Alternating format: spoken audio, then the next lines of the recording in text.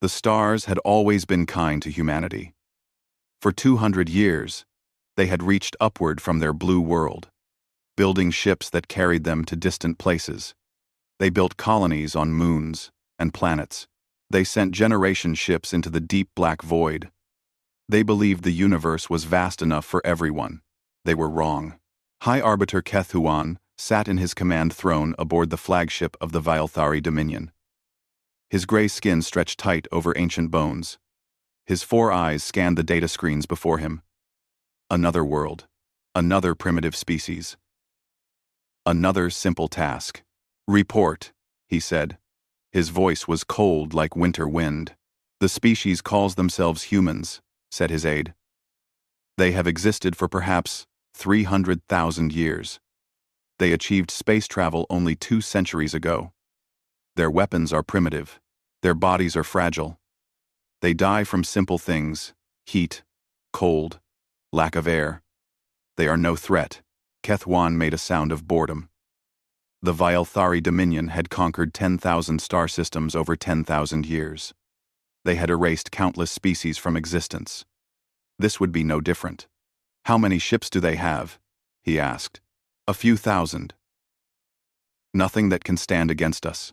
Kethuan looked at the blue and green world on his screen. It was beautiful, he supposed. Many worlds were beautiful before they burned. "Send the 7th Annihilation Fleet," he ordered. "Standard cleansing protocol. I want this finished before the next cycle." 3,000 Vilthari warships dropped out of faster-than-light travel above Earth. They blocked out the sun like a swarm of metal insects. Each ship was a kilometer long, covered in weapons that could crack planets open like eggs. On Earth, alarms screamed across every city. People looked up at the sky and saw death looking back at them. Captain Sarah Chen stood on the bridge of the defense station orbiting Earth. She was 42 years old. She had served in the Space Navy for 20 years. She had never seen anything like this. "How many?" she whispered. 3,000 ships, said her officer.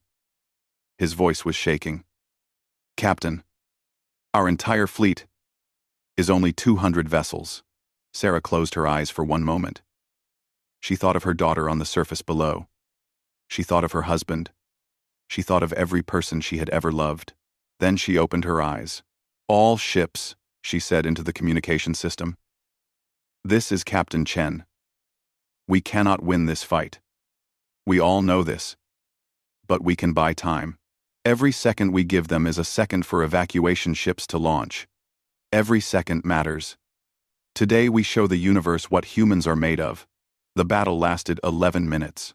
Human ships threw themselves against the Vilthari fleet like waves against a mountain.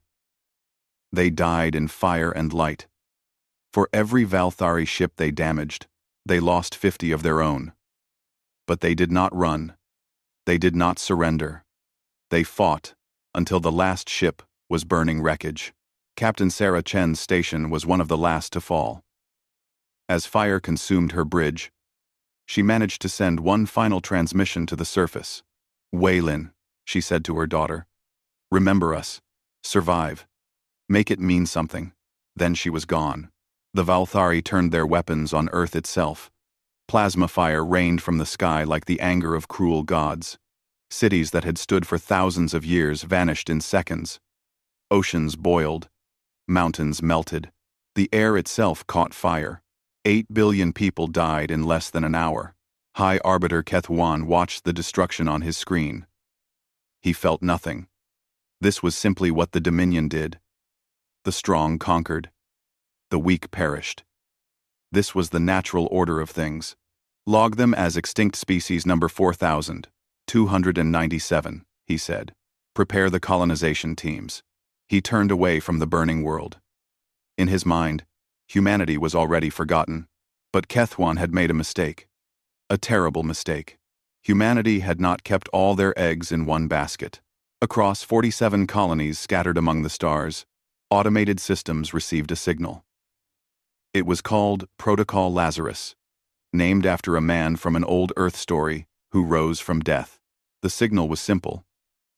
It was a dead man's switch, a message sent automatically when Earth fell silent.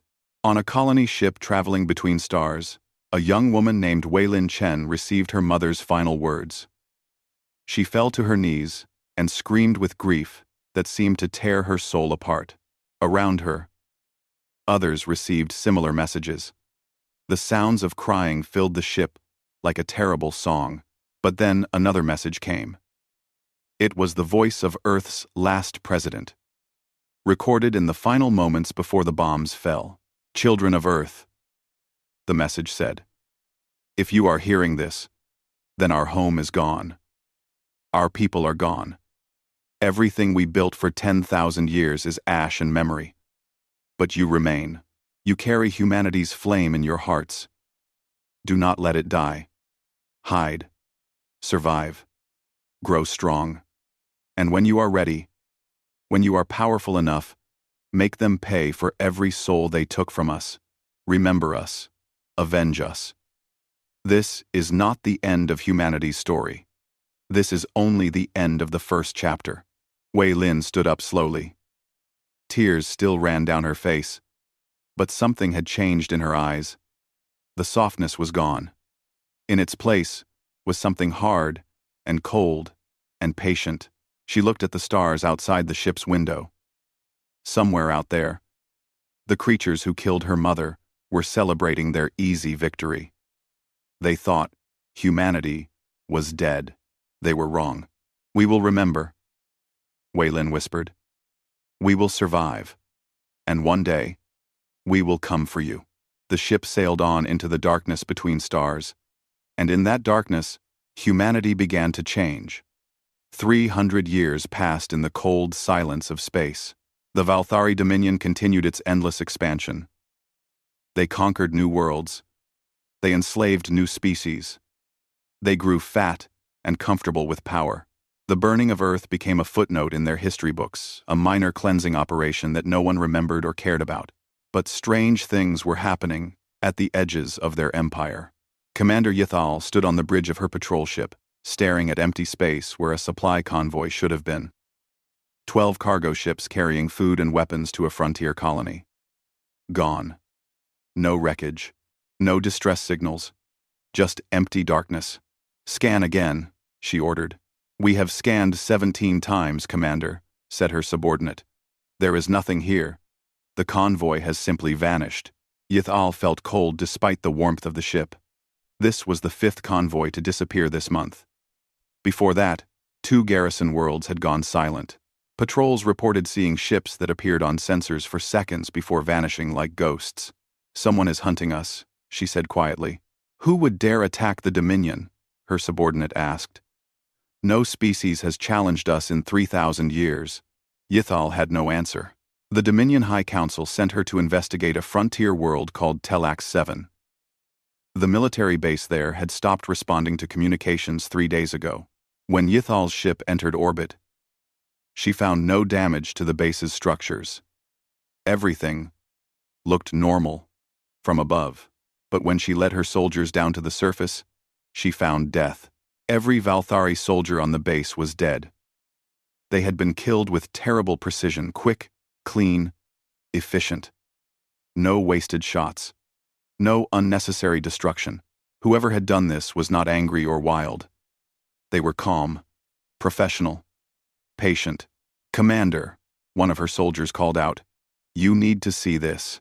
Yithal walked to the command center. On the floor, someone had carved a symbol into the metal. It was a circle, blue and green like a planet. Around the circle were flames. She did not recognize it. But somehow, looking at that burning world, she felt afraid. Far away, in the dark spaces between stars where no one ever looked, humanity had built a new home. They called themselves the Dispersed now. They had no single planet, no capital city, no fixed location. They lived on ships that moved constantly through the void. They hid in asteroid fields and dead systems and the shadows of gas giants. They had become ghosts. Admiral Weilin Chen was 147 years old. Medical technology kept her alive and strong, but her hair was white as snow, and her eyes held 3 centuries of patient hatred. She had been a young woman when Earth burned. She had spent her entire life preparing for revenge. "Report," she said. "The Telak 7 operation was successful," said her commander. "No survivors. No witnesses. We left the symbol, as ordered." Wei Lin nodded slowly. "Good. Let them wonder. Let them fear." The dispersed had spent 300 years doing 3 things. First, they survived. They learned to live in the darkness, to need nothing from the wider galaxy, to make themselves invisible. Second, they studied. They captured Valthari technology and took it apart, piece by piece. They learned how it worked.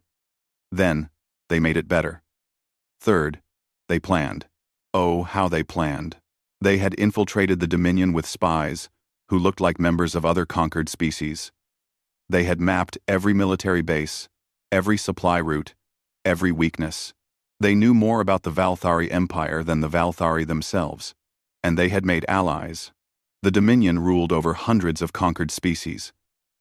Slaves who worked in mines and factories. Servants who cleaned and cooked. Soldiers forced to fight for their masters. All of them hated the Valthari. The Dominion ruled over hundreds of conquered. All of them dreamed of freedom. The dispersed found them and whispered promises in their ears. "One day," they said, "we will give you the signal. And on that day, the Dominion will burn like our homeworld burned. Will you stand with us?" Most said yes. On a small moon at the edge of known space, a young Valthari scholar named Rethan was studying old records. He was curious about the attacks on the frontier. He wanted to understand what was happening. He found a file marked Extinct Species, number 4297. The file contained images of Earth before its destruction. Blue oceans, green forests, cities of glass and steel, and the beings who had lived there, soft creatures with only 2 eyes, standing on 2 legs, with strange, smooth skin in many different colors. Rethan read the battle reports from the cleansing. He expected to find what he always found: primitive species fleeing in terror, begging for mercy, dying like animals. Instead, he found something different. The humans had not run. They had not begged. They had known they could not win. And they had fought anyway. Ship after ship had thrown itself against the Valthari fleet, buying seconds for others to escape. Their final transmissions were not screams of fear but messages of love and defiance. Rethan felt something strange in his chest. It took him a moment to recognize it. War. It was doubt. Meanwhile, Commander Yithal returned to the High Council with her report. She showed them the symbol of the burning world. She described the surgical precision of the attacks. She warned them that something dangerous was hiding in the darkness. The council laughed at her. "Ghosts," said the High Counselor. "You are afraid of ghosts. The Dominion has ruled for 10,000 years. No enemy can threaten us." Yithal left the council chamber in silence. But she began her own investigation. And slowly, piece by piece, she discovered the truth. The species that burned 3 centuries ago. The primitive creatures who should have been forgotten. They had not died. They had been waiting. And now, finally, they were ready. In the darkness between stars, Admiral Wei Lin Chen looked at the holographic map of the Valthari Empire. 300 years of patient work. 300 years of hiding and learning and growing strong. "Send the signal," she said quietly. Across 1,000 hidden ships, across 100 enslaved worlds, the message spread like fire through dry grass. The ghosts were coming home. The Valthari Empire began to bleed. It started small. A power station failed on an industrial world. A communication satellite stopped working above a military base. A computer virus corrupted financial records across an entire sector. Each incident seemed like an accident. Each problem seemed unconnected to the others. But they were not accidents. And they were very connected. High Counselor Vethkon stared at the reports piling up on his desk. In the last month alone, 17 critical systems had failed across the Empire. Supply chains were breaking down. Governors were screaming for help. And still, those ghost ships appeared at the edge of sensor range before vanishing into nothing. "Find them," he ordered his military commanders. "Find whoever is doing this, and destroy them." But how do you find an enemy that does not exist? The dispersed did not fight like any enemy the Valthari had faced before. They did not send fleets to conquer territory. They did not target military bases directly. Instead, they attacked everything else. They poisoned water supplies with chemicals that took weeks to make people sick. They sabotaged factories so that weapons failed at critical moments. They spread false information that turned governors against each other. They were patient and precise and utterly without mercy. Admiral Wei Lin Chen watched the chaos from her flagship, hidden in the shadow of a dying star. Her face was calm, but her heart burned with cold fire. "Report from Sector 7, said her intelligence officer. "The food riots have begun. The governor is blaming the neighboring sector for the shortage. And Sector 7's governor? He believes Sector 9 is responsible. They have begun moving troops to the border." Wei Lin smiled, but there was no warmth in it. "Excellent. Let them tear each other apart. Every soldier fighting his fellow Valthari is a soldier not searching for us." This was humanity's strategy. They called it the 1,000 cuts. A single cut could not kill a giant. But 1,000 cuts? 1,000,000? Eventually, even the mightiest creature would bleed to death. On the conquered worlds of the Dominion, whispers spread like wildfire. "Have you heard? The burned world ghosts struck again.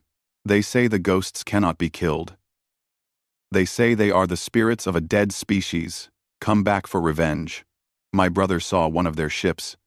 It appeared out of nowhere, destroyed a Valthari patrol, and vanished before anyone could react.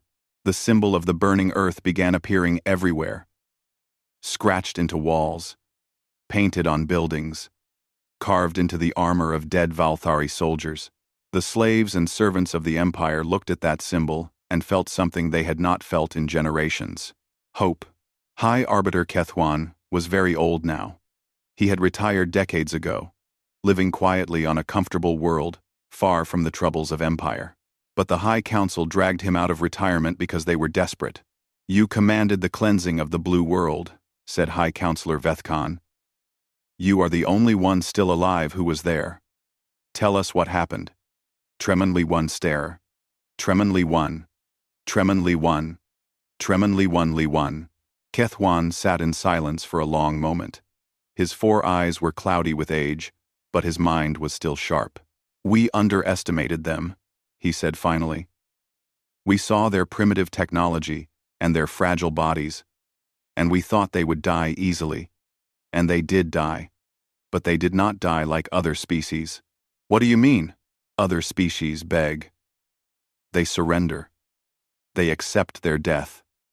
The humans did none of these things. They knew they could not win, and they fought anyway. They knew they would die, and they sent their children away to survive. They did not fight for victory. They fought for time." Keth Huan leaned forward. "I have studied many species in my long life. Most species, when you corner them, will break. They will give up. Humans do not break. When you push them into a corner, they become more dangerous, not less. We should have chased down every survivor. We should have burned every colony ship. Instead, we declared victory and forgot about them." He shook his ancient head. "We let them hide. We let them grow. We let them become something else. And now that something is coming for us," the Council did not want to believe him. But they had no choice. The Battle of Vorath Station changed everything. Vorath was the largest military supply station in the Outer Territories. 100 warships guarded it at all times. It was supposed to be impossible to attack. The dispersed attacked it anyway. Their ships came out of nowhere, sleek and fast and deadly. They moved in ways Valthari ships could not match. Their weapons cut through shields that should have been unbreakable. In 2 hours, the entire station was destroyed. 93 Valthari warships were reduced to burning wreckage. And then, something extraordinary happened. Every communication system in the Dominion suddenly broadcast the same message. Every screen, every speaker, every device showed the same image. A human woman with white hair and eyes like frozen stars. Admiral Wei Lin Chen spoke to the galaxy. "We are humanity," she said. 300 years ago, your empire came to our world. We had done nothing to you. We posed no threat. But you burned our planet anyway. You killed 8 billion innocent people. You thought you had destroyed us. Her voice was calm and cold and terrifying. You were wrong. You did not destroy humanity. You only made us angry. For 3 centuries, we have hidden in the darkness. We have watched you. We have learned your weaknesses. We have grown strong. And now we have come back. She leaned toward the camera. You will not see our fleets until it is too late. You will not find our bases. You will not know where we will strike next. But we will strike. Again and again and again. Until your empire is dust and memory. Until every species you have enslaved is free. Until the galaxy knows the price of what you did to Earth. The broadcast ended. Across the Dominion, slaves and servants looked at each other with wild hope in their eyes. The ghosts were real. The burned world had sent its children back. And they were winning. In his quarters, High Arbiter Keth Wan watched the message replay. He remembered the blue and green world he had ordered destroyed 3 centuries ago. He remembered thinking it was just another simple cleansing. He had been so very wrong. The old Valthari closed his eyes. For the first time in his long life, he felt something he did not recognize at first. It was fear. War came to the Valthari Dominion like a storm that would not end. For 10,000 years, the Dominion had crushed every enemy with overwhelming force. They had more ships than anyone, more soldiers than anyone, more weapons than anyone. High Counselor Vethkhan believed these things would save them again. He was wrong. The Valtari mobilized their entire military. 10,000 warships gathered into massive fleets. Millions of soldiers prepared for battle. They outnumbered the dispersed, 1,000,000 to 1. But numbers meant nothing against an enemy you could not find. Human ships appeared without warning, struck with devastating precision, and vanished before anyone could respond. They targeted supply convoys, communication stations, fuel depots, everything the Valthari needed to fight a war. The great fleets found themselves stranded without supplies. Soldiers found themselves cut off from command. The mighty Dominion military began to crumble. And then the rebellions began. On 100 worlds, the slaves rose up against their masters. Factory workers sabotaged machinery. Servants poisoned their owners. Soldiers from conquered species turned their weapons on Valthari officers. The symbol of the burning earth appeared on flags and banners and painted faces. For the burned world, they shouted as they fought. For freedom. Admiral Wei Lin Chen had planned for this moment for 300 years. She had placed agents on every major world. She had smuggled weapons to resistance fighters. She had promised the oppressed species of the Dominion that when the time came, humanity would stand with them. The time had come. The Valthari found themselves fighting on 1,000 fronts at once. Every time they sent soldiers to crush one rebellion, 3 more erupted somewhere else. Their supply lines were cut. Their communications were jammed. Their commanders could not coordinate with each other. It was chaos. It was beautiful. But for Wei Lin Chen, the war was not complete. Not yet. There was one more thing she needed to do. Find the 7th Annihilation Fleet, she ordered. Find the ships that burned Earth. Her officers searched through captured records and intercepted communications. Finally, they found their target. The 7th Fleet was stationed at a fortress world called Keth Prime, named after the commander who had led the destruction of Earth. High Arbiter Keth Wan himself was there, commanding from his ancient flagship. Admiral Chen smiled when she heard the news. It was not a kind smile. Set course for Keth Prime, she said. Maximum speed. It is time to finish what they started. The human fleet emerged from faster-than-light travel above Keth Prime, like avenging angels coming to deliver judgment. 200 ships against the 800 vessels of the 7th Annihilation Fleet. The Valthari had the numbers. Humanity had something else. They had rage. They had purpose. They had 3 centuries of patient hatred. The battle began. Human ships danced through the Valthari formation like deadly shadows. Their weapons were not just copies of Valthari technology, they were improvements. 300 years of reverse engineering and innovation had produced guns that hit harder, shields that lasted longer, engines that moved faster. But more than technology, humanity had will. Every human soldier knew the history. Every human pilot had grown up on stories of the burning of Earth. They had seen images of their ancestral home becoming a dead world. They had heard the final transmissions of those who died buying time for others to escape. This battle was personal. This battle was sacred. They fought with a fury the Valthari could not match. Kethwan watched from his command throne as his fleet came apart around him. Ships he had commanded for centuries exploded in brilliant flowers of fire. Officers who had served him loyally for decades died screaming. The 7th Annihilation Fleet, the pride of the Dominion, the instrument of 1,000 cleansings, was being destroyed by the species he had thought extinct. "High Arbiter," said his communications officer, "the human flagship is hailing us. Their admiral wishes to speak with you." Kethuan closed his ancient eyes for a moment. Then he opened them. "Accept the transmission." Admiral Weilin Chen appeared on his screen. She was old, older than most humans he had seen in records. But her eyes burned with cold fire. "High Arbiter Kethuan," she said. "I have waited my entire life for this moment." "You have won," Kethuan said. "I acknowledge this. What do you want?" "I want you to understand something." Weilin's voice was calm, almost gentle. 300 years ago, you ordered the destruction of my world. You killed my mother. You killed 8 billion innocent people.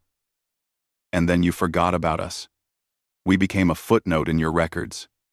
Extinct species. Number 4,297. She leaned forward. We never forgot.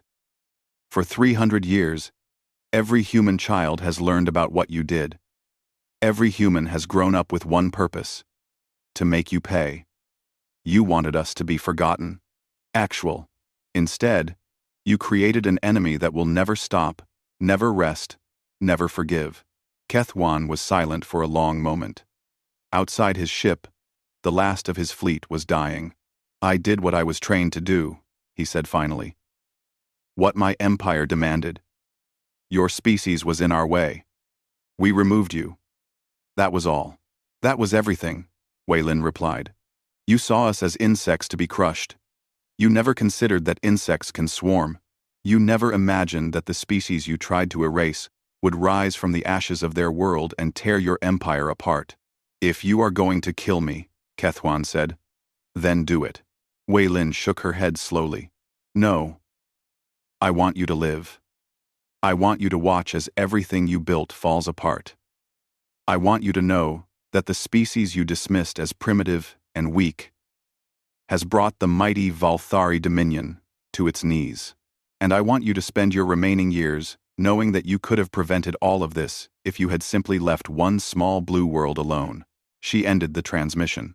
Kethuan's flagship was captured, not destroyed. He was taken prisoner and forced to watch as the human fleet completed its victory. The 7th Annihilation Fleet, the fleet that had burned Earth, was completely destroyed. But humanity did not celebrate. There was no joy in this victory. Only cold satisfaction. The war was not over. But the end was coming, and the galaxy would never be the same. The Valthari Dominion fell not with a single great battle, but with a long, slow collapse. 50 years after the Battle of Keth Prime, the empire that had ruled 10,000 star systems for 10,000 years was gone. Not destroyed, dismantled. Piece by piece, world by world, the Dominion came apart like a ship breaking up in a storm. Humanity could have burned the Valthari homeworld. Many had wanted to. After what the Valthari had done to Earth, revenge seemed only fair. But Admiral Wei-Lin Chen, in her final years, had made a different choice. "We will not become what they were," she had said. "We will not become conquerors. We will not become murderers of worlds. We are better than that. We have to be better than that."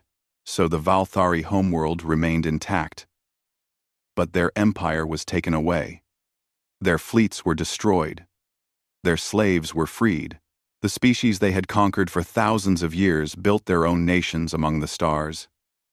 And the Valthari were forced to watch as everything they had built crumbled to dust.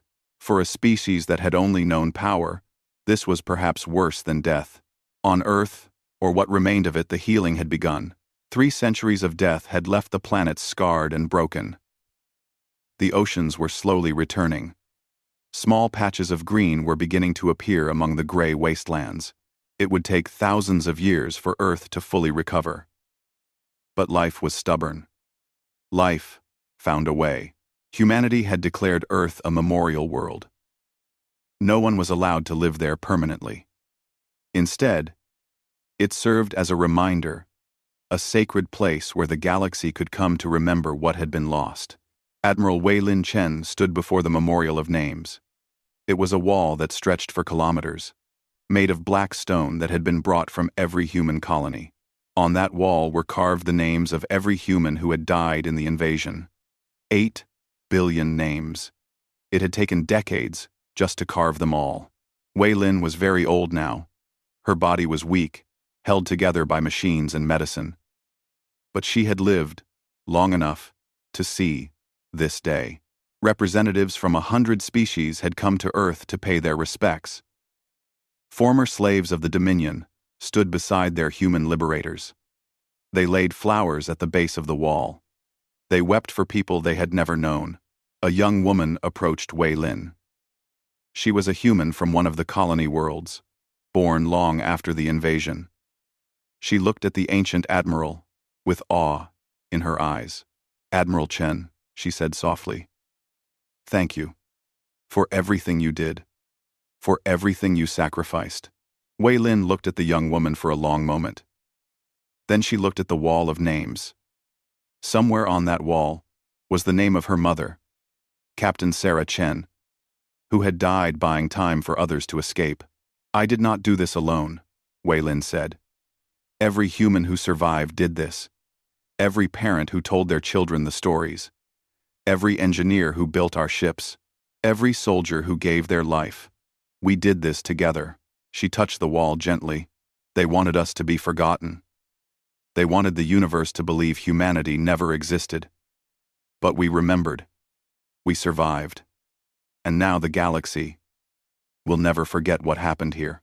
Far away, on the diminished Valthari homeworld, a young student named Kethan sat in a classroom. His teacher was old and tired, one of the last generation who remembered when the Dominion ruled the stars. "Today we study history," the teacher said. "The fall of our empire." Kethan listened carefully. He had grown up in a world without power, without glory, without the pride his ancestors had known.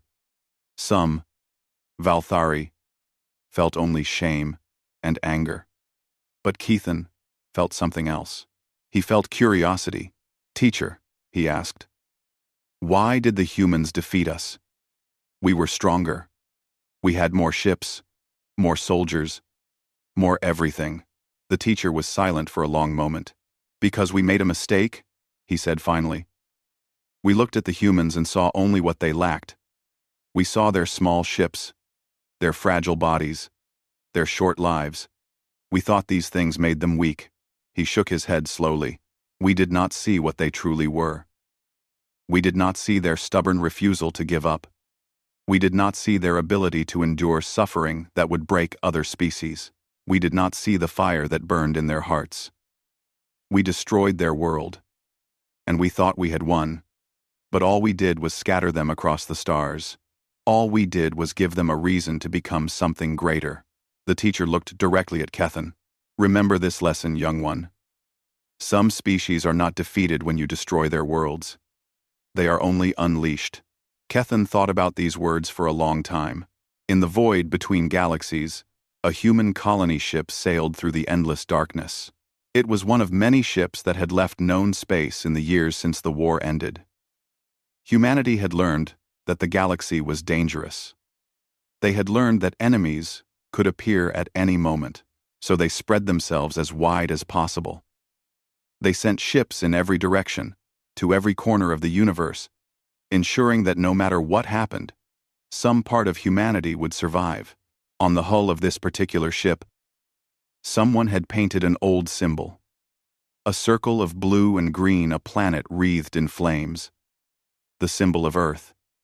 The symbol of what had been lost. But beneath the burning planet, someone had added something new. A bird rising from the ashes. A phoenix. The symbol of rebirth. Inside the ship, children played in the corridors while their parents worked. They laughed and shouted and dreamed of the new world waiting for them at the end of their long journey. They knew the stories of Earth. They had seen images of the blue oceans and green forests that no longer existed. They carried the memory of their ancestral home in their hearts, but they did not carry hatred. They did not carry rage. Those fires had burned out in their grandparents and great-grandparents. What remained was something else. Purpose. Humanity would spread across the universe. They would build new worlds. They would make new friends. They would face new challenges. And no matter what happened, they would survive. They would endure. They would become, because that was what humans did. In the memorial on Earth, as the representatives from 100 worlds paid their respects, Admiral Wei Lin Chen closed her eyes. She thought of her mother, who had died buying time for others. She thought of all the generations who had lived in darkness, waiting for the day of reckoning. She thought of all the sacrifices, all the pain, all the long years of patient preparation. And she thought of the future. The children who would grow up free. The worlds that would be built. The endless possibilities waiting among the stars. "We did it, Mother," she whispered. "We remembered. We survived. We made it mean something." A gentle wind blew across the healing surface of Earth, carrying the scent of new growing things. Above, the stars shone bright and cold and eternal, and somewhere out there, humanity sailed on into the endless night, forever reaching for new horizons, forever carrying the flame that could not be extinguished. The Empire had tried to erase them from existence. Instead, they had spread across the endless stars. This was humanity's gift. This was humanity's curse. This was humanity's destiny. They endured. They remembered. They became